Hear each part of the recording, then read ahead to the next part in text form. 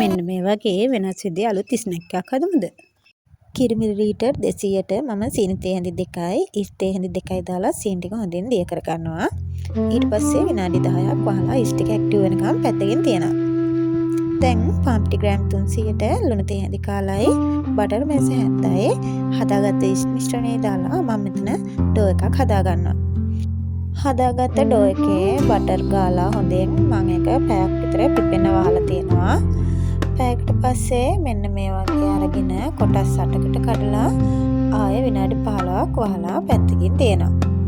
විනාඩි 15කට පස්සේ අරගෙන මෙන්න මේ වගේ රොටිය වඩලා වෙන් වෙන්නේ නැති වෙන්න මෙන්න මේ වගේ ඉරි ටිකක් මම ගහ ගන්නවා.